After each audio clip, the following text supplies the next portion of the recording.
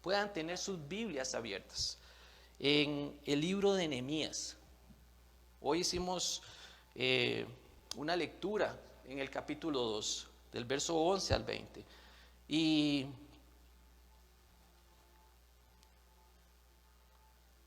quisiera que puedan estar atentos a esta lectura porque a ella vamos a hacer referencia en esta mañana. El título de la predicación de esta mañana la hemos titulado Levantémonos y edifiquemos. Y es porque, ustedes ven, hemos venido hablando acerca de la adversidad. La adversidad es una situación que nos es contraria, nos es poco favorable y que nos es difícil de sobrellevar. Yo creo que todos, sin ninguna excepción, hemos pasado o estamos pasando por algún tipo de adversidad. Y usted sabrá si es en el campo económico, si es en el campo familiar, si es en el trabajo, si es en las relaciones, si es en su vida espiritual. Yo quiero contarles a manera de anécdota que hace un par de semanas el carro que el Señor nos ha dado, y digo de esta manera porque no es mi carro, es el carro que el Señor nos ha dado en administración, dejó de funcionar correctamente. No sé por qué, esas cosas de la vida, ¿verdad? No entiendo por qué después de 7 años de solamente ponerle combustible y cambiarle el aceite, ahora viene a fallar. Pero bueno, el asunto es que el carro se calentó y eso produjo una serie de daños al motor que requieren que cambiemos una serie de piezas que para nada son baratas, no son para nada económicas, ¿verdad? Pero que tenemos que comprar porque es necesario para poder hacer la reparación del vehículo, ¿verdad? Y por supuesto que esto no está incluido en nuestro presupuesto y nos genera una situación adversa en este momento de nuestra vida. Y podría verse como un gran infortunio en este momento, ¿verdad? Yo lo puedo ver, o por lo menos cuando me pasó, yo le decía, Señor, ¿por qué? ¿Por qué a mí? El carro, hermanos, para mí ha sido una gran bendición. No será el carro del año, no será el último modelo, pero es el que me permite, ha sido una extensión del ministerio, ha sido una herramienta sumamente fundamental, ¿verdad? Valiosísima, y más en estos tiempos de pandemia donde el templo está cerrado y hemos tenido que movilizarnos a diferentes lugares, hemos tenido que movernos y para eso ahí ha estado ese instrumento, esa herramienta que Dios ha puesto en nuestras manos. Entonces, vean qué infortunio, vean qué adversidad la que se nos presenta en este momento. Y es que estas son situaciones que nos llegan de un pronto a otro, ¿verdad? Que muchas veces no vemos venir, ni siquiera las estábamos esperando, vinieron simplemente de repente, ¿verdad? Y yo le aseguro que usted está de acuerdo conmigo cuando le digo que no son para nada bienvenidas, ¿verdad? Estas adversidades.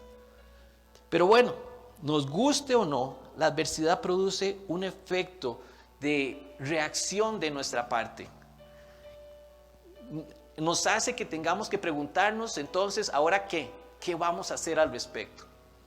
Y en el caso de lo que estamos viviendo, la situación de la pandemia ha traído adversidades de todo tipo a nuestras vidas, a nuestros hogares, a nuestro país y a la iglesia misma, que no nos hemos visto exentos de todo lo que está ocurriendo a nuestro alrededor. Pero saben, la adversidad no es el punto, no es el centro de la predicación de esta mañana, sino más bien cómo la enfrentamos. ¿Cómo vive usted la adversidad? ¿Cómo vamos a salir transformados después de la adversidad que podamos estar atravesando. Yo creo que esto es lo que quisiera enfatizar en esta mañana. Y en la Biblia vamos a encontrar ejemplos de personas que enfrentaron diversos tipos de adversidades a lo largo de su vida. Y que nos pueden ayudar a encontrar respuestas a estas preguntas que nos acabamos de formular. En los domingos anteriores hemos venido hablando de personas como Abraham, como Daniel, como Moisés, y todos ellos tienen en común que afrontaron situaciones adversas, situaciones difíciles, tuvieron que hacer cambios radicales en su vida ante situaciones que se les presentaron, ¿verdad? Y ellos supieron superarlas. Y no solamente eso, hermanos, sino que fueron transformados, fueron usados de una manera positiva en medio de lo que podían estar pasando. El día de hoy yo quiero traer a este escenario a este personaje que para mí ha sido una motivación, ha sido un ejemplo, como muchos otros personajes en la Biblia que se han dejado usar por el Señor. Y me refiero a Nehemías. Nehemías era un judío que había nacido en cautiverio. Vean qué interesante. Y quiero hacer simplemente una pequeña reseña para que podamos entender en el momento, en el tiempo donde ubicamos a este personaje Nehemías. En el año 586 antes de Cristo, el imperio babilónico se había llevado cautivo a la tribu de Judá. Recordemos que el pueblo de Israel se había dividido en dos reinos, el reino del sur y el reino del norte, o sea, el reino de Israel y el de Judá. Y en este caso, esta referencia que estoy haciendo es justamente cuando el reino de Judá es cautivo en el año 586 por los babilónicos. En el año 539 dice que Ciro de Persia viene y conquista a los babilonios. En el año 538 antes de Cristo comienza, hermanos, el regreso. Recordemos que habían sido cautivos, habían sido llevados a Babilonia, pero en el año 538 empieza a regresar los primeros judíos a Jerusalén. En el año del año 536 al año 515 antes de Cristo, estos judíos que habían regresado a Jerusalén se habían dado la tarea de reconstruir el templo. Del año 464 al año 524 es donde reina en Persia este personaje que aparece ahora sí en Nehemías, que se llama el rey Artajerjes. En el año 458 antes de Cristo, Esdras dice que lidera un grupo de estos judíos que retornaban a Jerusalén. Y en el año 444 antes de Cristo, Nehemías lidera otro grupo que es lo que interviene en la historia que hoy vamos a ver, ¿verdad? Dice que en el año 443 antes de Cristo, el muro de Jerusalén es reconstruido. Y quisiera que tengan esto en su mente. Pareciera que son simplemente números, pero es importante para que podamos entender el tiempo que había transcurrido desde el momento en que los judíos habían sido llevados cautivos a Babilonia hasta este momento donde Nehemías es llamado por el Señor para ir a restaurar los muros de Jerusalén. Nehemías tenía el destacado cargo de copero del rey, ¿verdad? Y esta era una posición de mucha confianza, ¿verdad? Su función era probar el vino y la comida del rey, ¿verdad? Entonces, imagínense ustedes, su vida de alguna manera estaba en riesgo permanentemente. Pero bueno, esto le daba una posición de confianza porque no era cualquier persona el que tenía el cargo o la responsabilidad de estar ahí a la par del rey, ¿verdad? Cuidando que no lo envenenaran, cuidando la integridad del rey. Había muchas razones de peso para quedarse donde él estaba. Recordemos que él gozaba de el privilegio que muy pocos de sus hermanos judíos tenían. Ellos, o él, ¿verdad? Tenía la atribución y el honor que no tenía, o que muy pocas personas tenían en el reino, ¿verdad? En su condición de judío y esclavo, porque recordemos que él era, aparte de judío, estaba esclavo junto con sus hermanos ahí, ¿verdad? Y sin embargo tenía un servicio al rey que era un cargo muy estratégico. Y es interesante entender esto. Él nació en cautividad, por lo tanto nunca había conocido Jerusalén. Y es interesante, en el capítulo 1, versos 2 y 3, podemos ver que él recibió noticias de unos judíos que habían venido de Jerusalén, ¿verdad? Y le habían dicho acerca de la condición terrible en la que se encontraban sus hermanos, que estaban viviendo en unas condiciones deplorables, estaban sufriendo. Los muros de la ciudad habían sido, todavía estaban derribados, estaban en ruinas, las puertas de la entrada a la ciudad estaban quemadas. Yo no sé, hermano, yo pienso que quizás nosotros o muchos de nosotros hubiéramos reaccionado con preocupación. Uy, qué torta, qué tirada, ¿verdad? Por mis hermanos que están sufriendo. Pero bueno, Señor, ayúdalos. O voy a orar para que el Señor mande ángeles ahí para que le provean lo que ellos necesitan, para que los curan, Señor. Creo que esa pudo haber sido su reacción, pero yo quiero hacerles saber que su sentimiento era más que una preocupación, o un sentir de lástima. Yo quiero quiero decirles, hermanos, que Dios mismo comparte su pesar en el corazón de este hombre, su dolor, el dolor del Señor por lo que estaba pasando por su pueblo. Y es así, vean, yo creo que esto debemos de entenderlo, tenemos que comprenderlo, porque lo que este hombre hizo, dice que él fue tal su angustia, lo que Dios había puesto, ese pesar, ese dolor tan grande que él sentía en su corazón. Dice que fue embargado a un sentimiento de angustia que lo llevó a llorar, a hacer duelo por unos días, a ayunar y a orar. Y yo quiero que usted entienda esto. Yo no sé, tal vez para que me entienda o para que podamos tal vez comprender un poco ese dolor que estaba sintiendo Nehemías. Yo sé que muchos de nosotros hemos perdido a seres muy cercanos.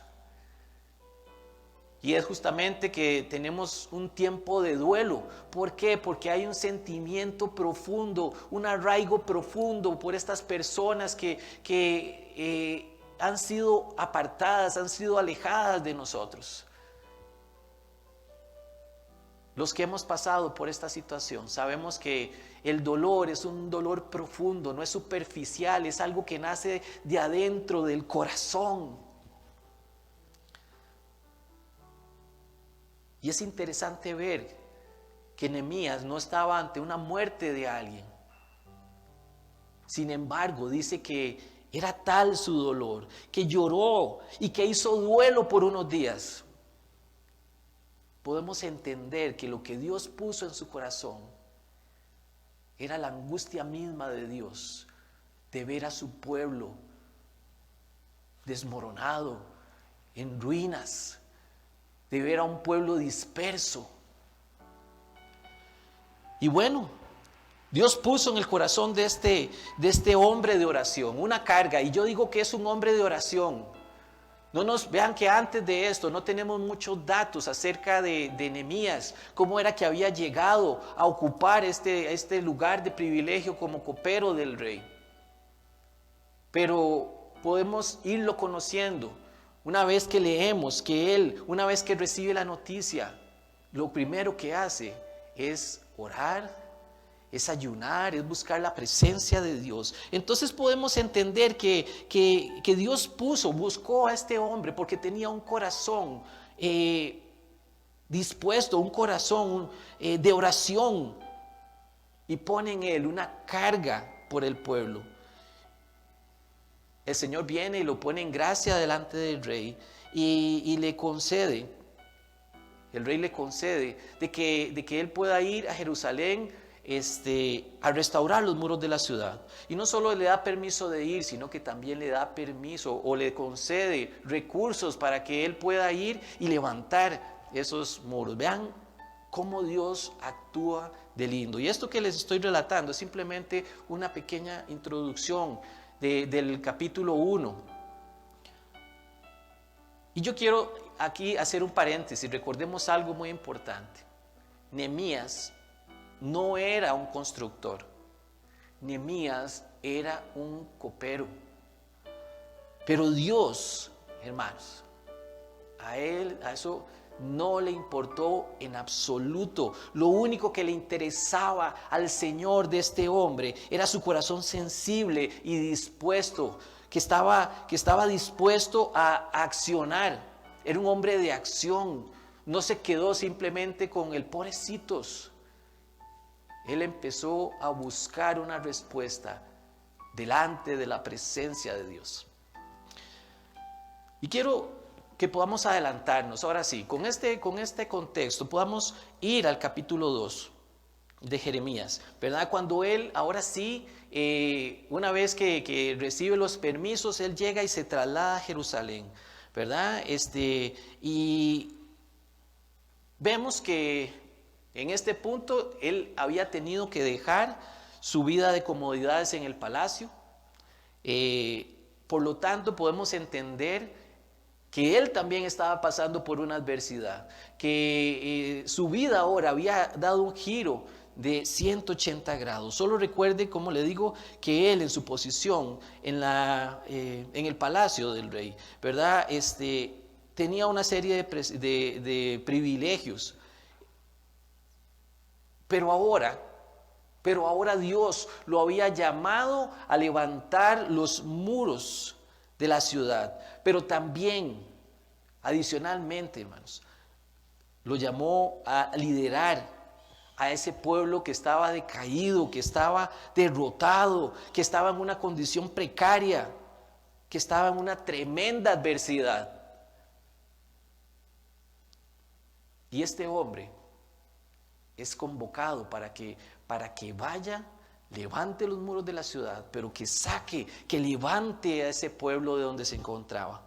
Y de este pasaje yo quiero compartirle a ustedes en esta mañana 5 principios que podemos aplicar en nuestra vida para enfrentar diferentes adversidades. El primero de ellos se refiere a que tenemos o el primer principio o consejo que podemos dar en esta mañana, que rescatamos de la lectura de Nehemías, es que debemos de salir de la zona segura. O tal vez, como mejor lo conocen algunos, de las zonas de confort. El versículo 17 del capítulo 2 dice de la siguiente manera: entonces les dije, ustedes ven la mala situación en la que estamos, que Jerusalén está desolada y sus puertas quemadas a fuego. Vengan, reedifiquemos la muralla de Jerusalén para que no seamos más motivo de burla. Dice la versión que le leo para ustedes en esta mañana. Él, en este versículo, les está abriendo los ojos a el pueblo que quizás estaba confortable viviendo en la manera que estaba viviendo. Recordemos que los primeros judíos habían empezado a regresar a Jerusalén en el año 538 antes de Cristo. Por eso creo que es importante que recordemos esta referencia que dimos al principio, ¿verdad? En el 538 es cuando empiezan a regresar a Jerusalén los primeros judíos. Pero para cuando Nehemías llega a la ciudad, en el año 444 antes de Cristo, habían pasado, hermanos, cerca de 94 años. 94 años, y cuando Nehemías llega se encuentra con las mismas ruinas que desde cuando la gente había salido. Los que habitaban en aquella ciudad, al parecer, se habían acostumbrado a vivir de aquella manera, en condiciones terribles, en medio de los escombros, ¿verdad? Probablemente al principio veían estas cosas y les desagradaba. Pero pasaba el tiempo, ¿verdad? Y probablemente se habían amoldado a aquel escenario aterrador, ya no lo veían tan mal, hasta les parecía de alguna manera acogedor y familiar. Ya me había amoldado, ya me había acomodado, me había habituado a esa realidad. Y habían llegado a estar en una zona de confort. Me gustaría que podamos ver esto como una aplicación en lo que estamos viviendo en nuestros tiempos, en nuestra actualidad. ¿Saben? Porque Dios permite las adversidades, permite que estas adversidades, y póngale el nombre que usted quiera, llámese pandemia, escasez económica, enfermedad o cualquier otra adversidad que usted pueda estar pasando, que usted pueda estar viviendo en esta mañana, ¿verdad? ¿Para qué? ¿Para qué es que Dios permite que pasemos por adversidades? Hermanos, es para darnos una sacudida, para llamarnos la atención y obligarnos a movernos de nuestra zona de confort, donde estamos metidos, pero quizás no nos damos cuenta. Estoy convencido de que esta pandemia que estamos viviendo nos está permitiendo evaluarnos a cada uno de nosotros, nos está permitiendo evaluarnos como iglesia. Está permitiendo que cada uno de nosotros pueda evaluar cómo está su relación con el Señor. Quizá, hermanos, estábamos en una zona segura y nos conformábamos con hacer el mínimo esfuerzo. Y cuando digo el mínimo esfuerzo, hablo acerca de que quizás estábamos conformes con asistir a la iglesia un domingo en la mañana, estaba conforme con tener una vida de oración igual, sin mínimo esfuerzo, una oración mecánica, conformes con un estilo de vida cristiano que no demanda mucho esfuerzo ni sacrificio.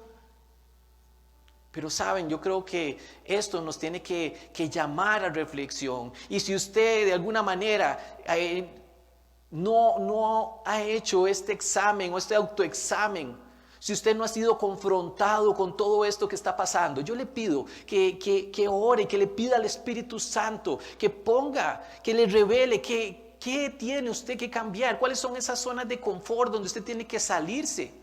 Que le muestre, porque saben, si no somos conscientes, si usted está relajado, si usted quiere identificar dónde están esas zonas de confort, yo le digo, saben, es ahí donde usted ya dejó de pelear, es ahí donde ya usted dejó de hacer ese esfuerzo por su cuenta.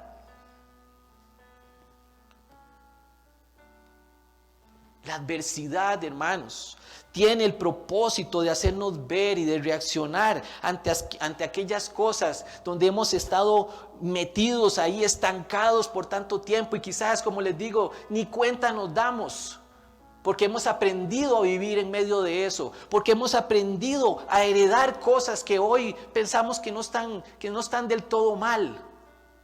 Pero yo les invito a que podamos hacer un alto y que podamos ver realmente a dónde estamos, que podamos reaccionar ante aquellas cosas que nos tienen estancados, que no nos permiten crecer espiritualmente, que no nos permiten crecer como personas, que no nos permiten crecer en nuestras relaciones familiares, que no nos permiten avanzar en nuestros trabajos.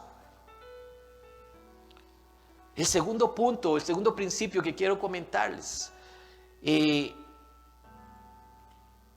que debemos de poner manos a la obra para hacerle frente a las adversidades.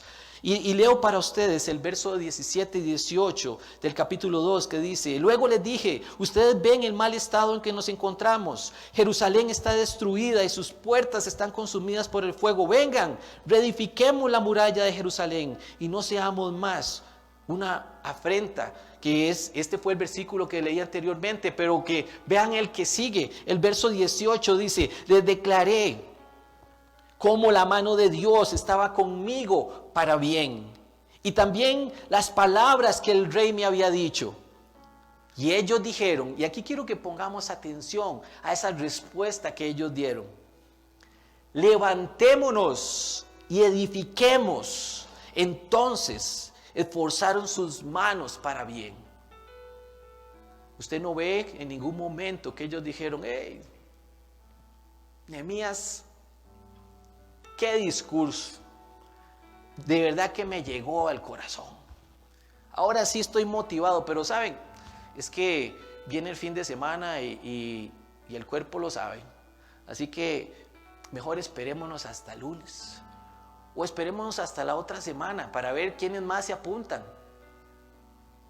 La respuesta, hermanos, fue una respuesta inmediata: levantémonos y edifiquemos. Pusieron sus manos a la obra. Nehemías los motivó, los hizo ver la realidad donde estaban metidos, donde estaban viviendo, y de inmediato hubo una reacción de parte de ellos. Esa reacción fue de levantarse, esa reacción fue de ponerse a trabajar.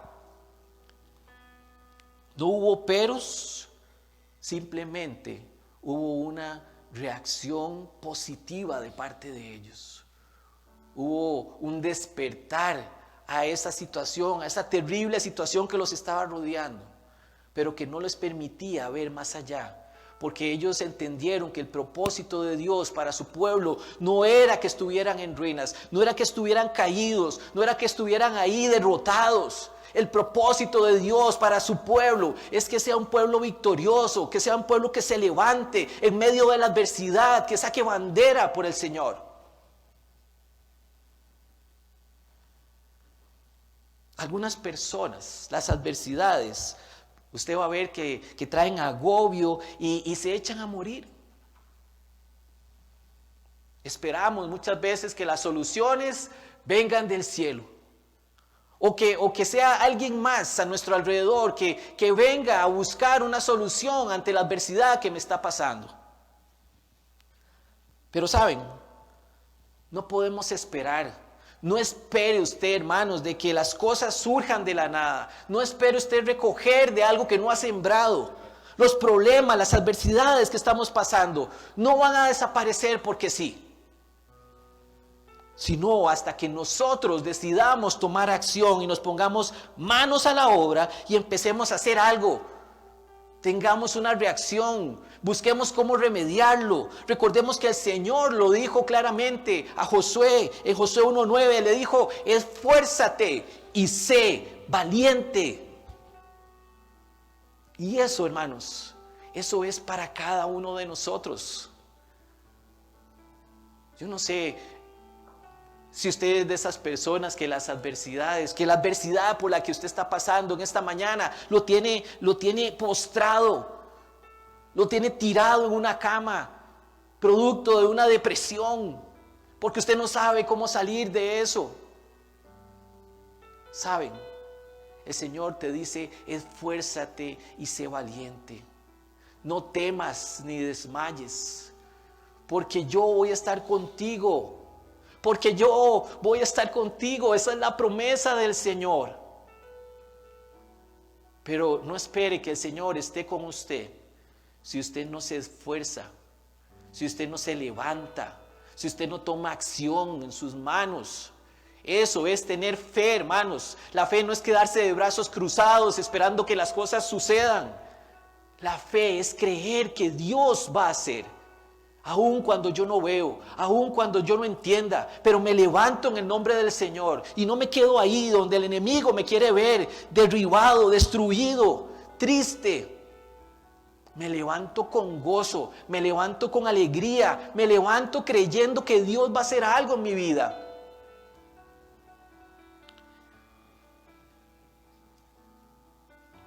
El tercer punto, y voy más rápido para tocar todos y que podamos entender, que podamos aplicar cada uno de estos aspectos de la vida de Nehemías que podemos usar para enfrentar nuestras adversidades. El tercer punto habla de que debemos de enfrentar la adversidad con valor, con valentía.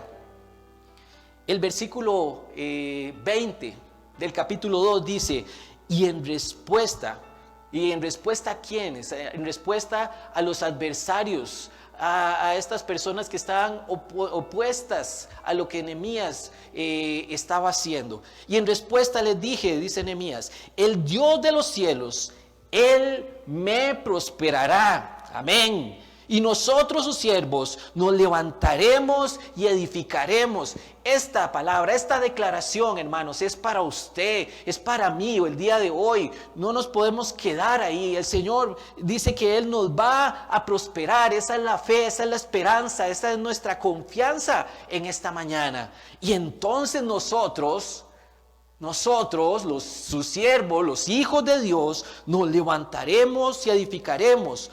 Porque ustedes no tienen parte ni derecho ni memoria en Jerusalén. No tienen arte ni parte aquí.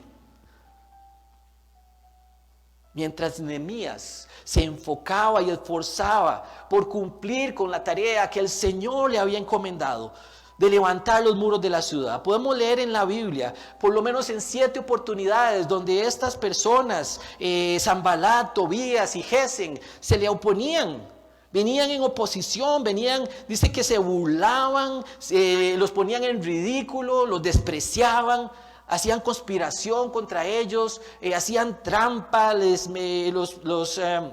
habían mentiras, a punto de temor, querían hacer que este hombre se paralizara, dejara botado lo que Dios había puesto en sus manos.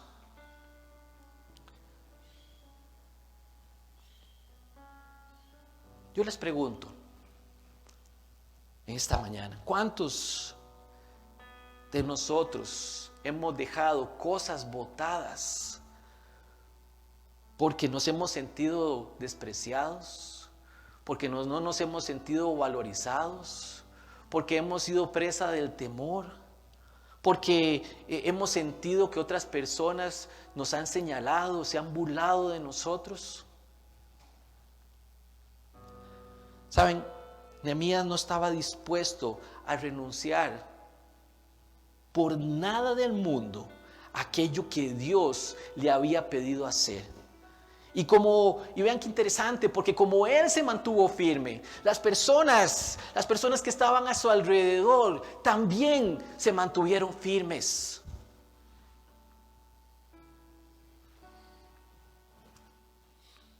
Yo no sé si usted, padre de familia, me está atendiendo en esta mañana, pero vean lo importante que es de mantenernos firmes, de creer en el Señor, de poner nuestra confianza en el único que puede cambiar nuestras circunstancias, en el único que puede guiarnos en medio de las adversidades.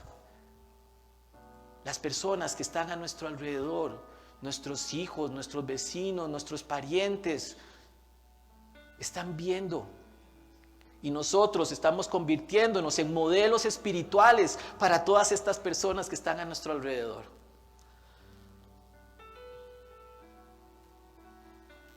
¿Cuánta oposición necesitamos? ¿Cuánta oposición necesita usted para detenerse? Para rendirse ante Dios, ante lo que Dios le ha pedido que haga. Yo le puedo decir que a Nehemías no le importó la cantidad de oposición. Su convicción era realmente firme. Y a él nada ni nadie lo iba a detener. Yo le pregunto a usted, ¿cuánta oposición se necesita? La palabra del Señor dice que ni lo alto, ni lo profundo, ni lo presente, ni lo porvenir, ni ángeles, ni potestades, ni principados me separará del amor de Cristo. ¿Realmente usted cree esa palabra? ¿Realmente usted la siente suya? Yo creo que es un buen tiempo para que podamos recapacitar, para que podamos tomar un tiempo para nosotros y realmente pensar si Cristo es el centro de nuestra vida, como cantábamos ahora. Si usted puso amén en los mensajes ahora, cuando yo hice esta pregunta, realmente le digo, ¿es Cristo realmente el centro de su vida, estimado amigo y hermano? Necesitamos el día de hoy ese mismo tipo de compromiso que vemos en Nehemías. ¿Saben? Rápidamente les menciono 3 consejos que podemos encontrar en Nehemías, y siempre en este mismo punto, con respecto a cómo enfrentar la oposición. En el versículo 19 dice, esperar que haya oposición. ¿Por qué esperar que haya oposición?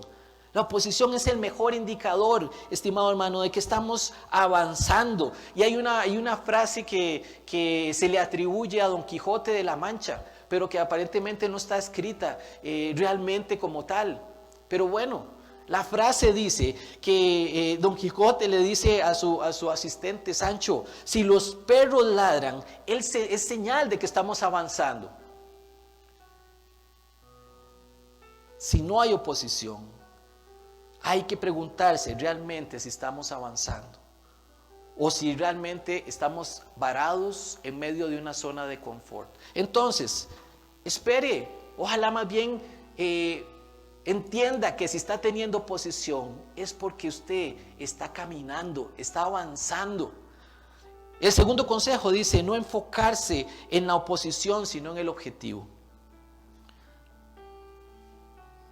La oposición de Nehemías que enfrentó por parte de estos personajes de, como les digo, Sanbalat, Tobías y Gesem, ¿verdad? Fue constante. Pero algo que lo ayudó a no caer, a no claudicar, a seguir adelante, fue que él se enfocó realmente en su tarea. Él sabía realmente a dónde estaba puesta su mirada. Por eso es que el Señor nos dice que pongamos nuestra mirada en Él. Que pongamos nuestras manos en el arado y que no miremos atrás, que nos enfoquemos en Él, no en la oposición. Y yo creo que esto es lo que mantiene, ¿verdad?, a Nehemías en medio de este. Y el tercer punto habla de confiar en el cuidado de Dios, ¿verdad?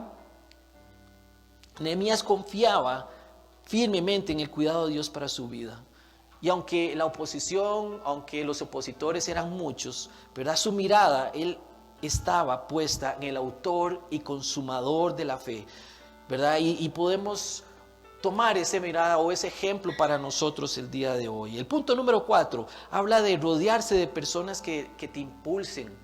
Habla de rodearse de personas correctas, de personas positivas. Vean lo que dice el verso 12, dice, me levanté, el verso 12 del versículo 2, dice, me levanté de mañana, yo y unos pocos varones conmigo, y no declaré a hombre alguno lo que Dios había puesto en mi corazón que hiciese en Jerusalén.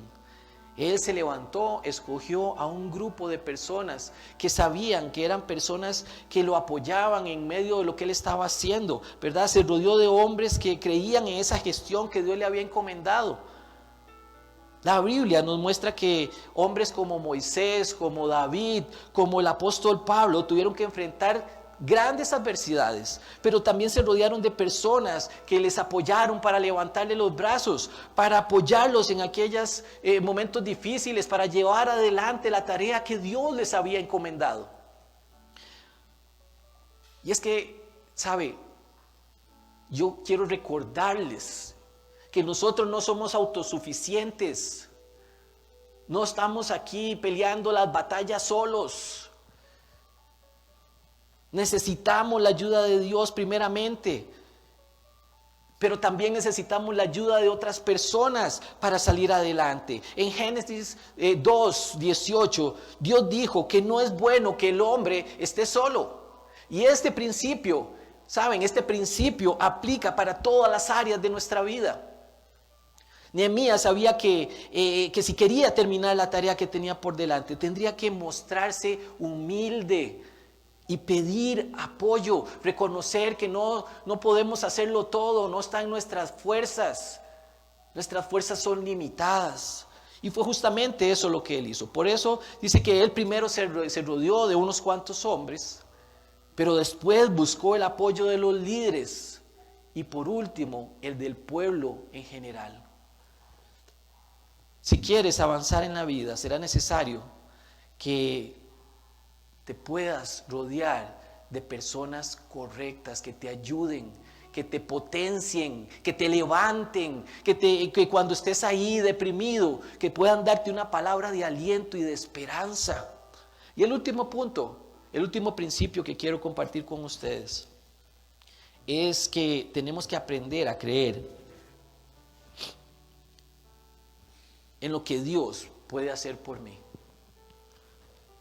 La primera parte del versículo 20 del capítulo 2 dice: y en respuesta les dije, el Dios de los cielos, Él nos prosperará y nosotros, sus siervos, nos levantaremos y edificaremos. Qué linda palabra, hermanos. Cuando Nehemías inició el gran proyecto de la reconstrucción de las murallas, él no tenía ni la menor idea cuánto tiempo se iba a durar hacerlo. Pero lo que él sí sabía es que el Señor estaba con él, es que Dios le daría éxito en su tarea. No dudó por un instante de que Dios estuviera a su lado. Él era su ayudador, Él era su protector, Él era su fuerza, Él era su sostén.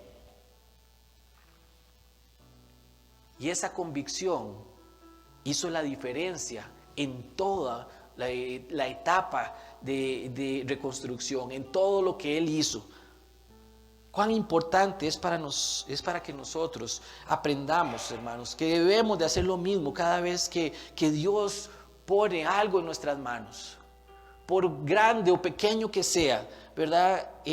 Tenemos que entender que Dios nos da una tarea, ya sea de reconstruir nuestras vidas, de restablecer nuestras relaciones, sueños.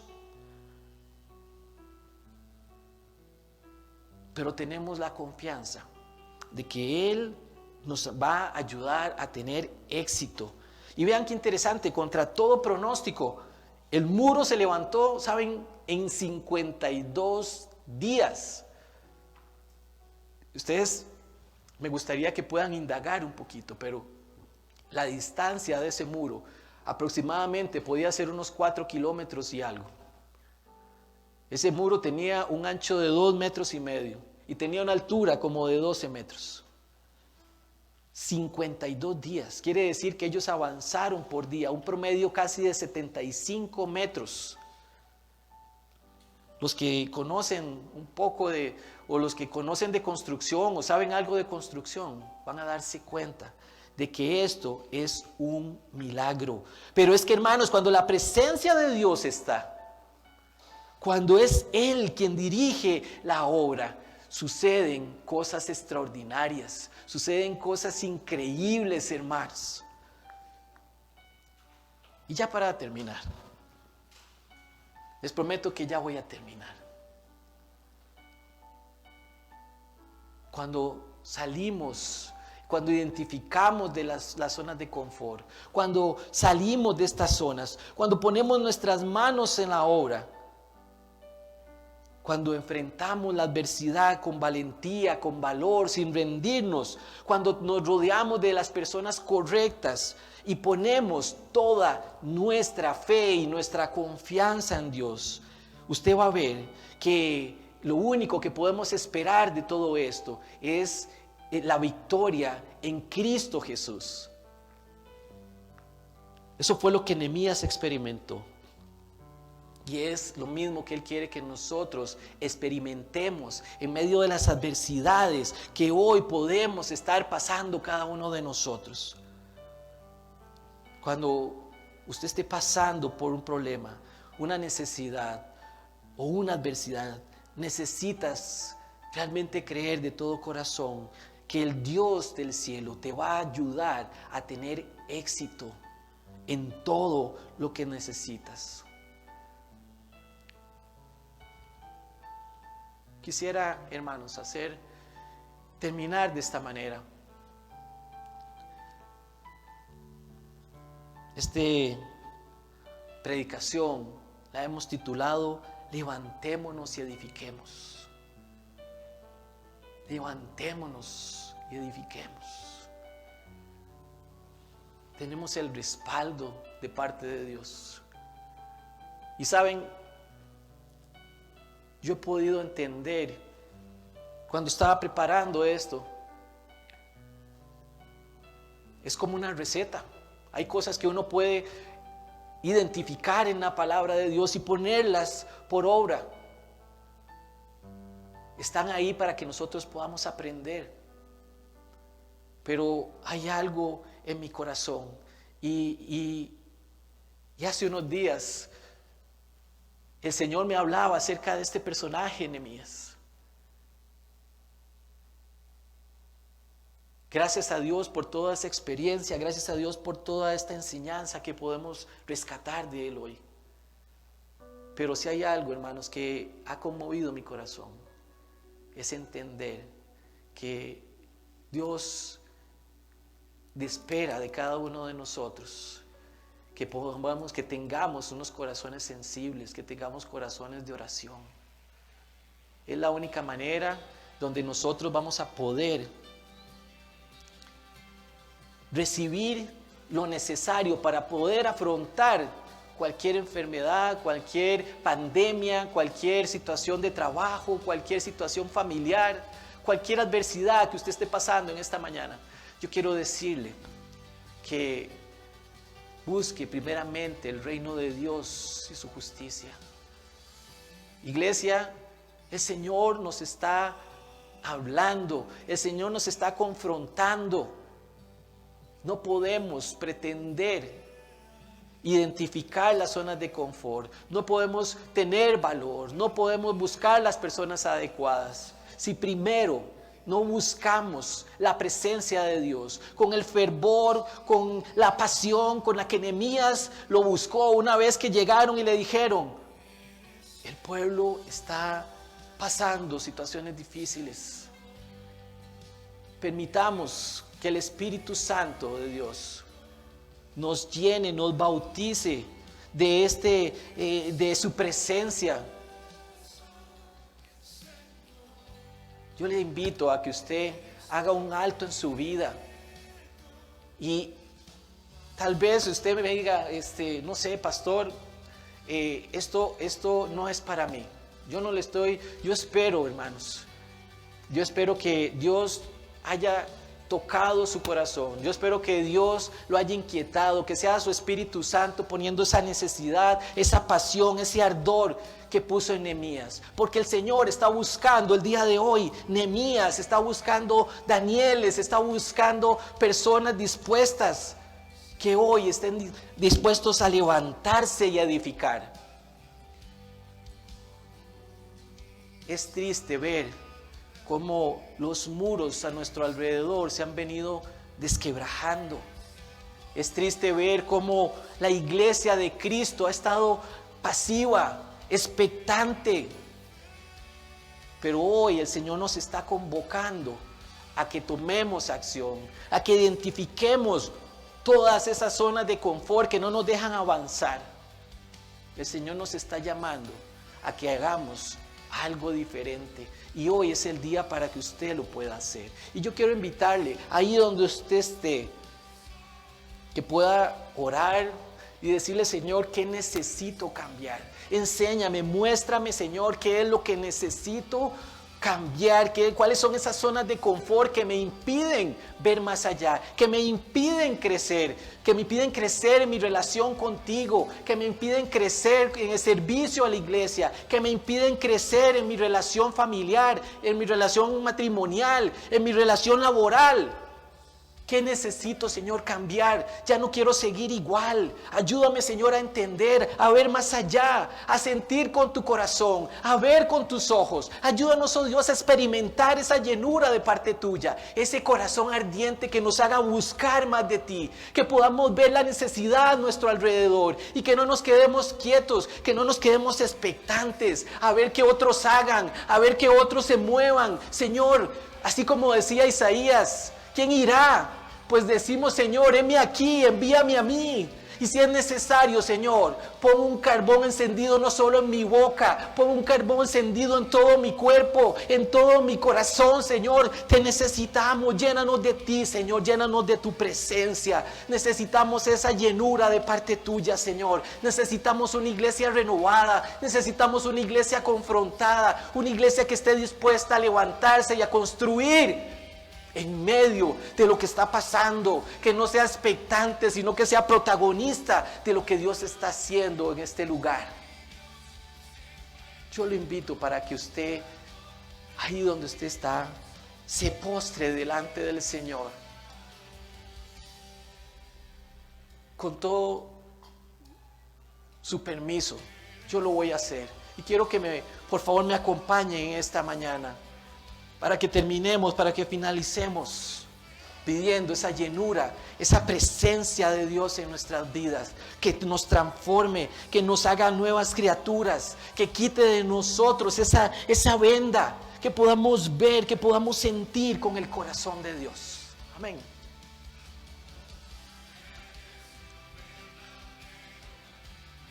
Padre Santo, venimos en esta mañana, Señor, clamando a ti, Señor.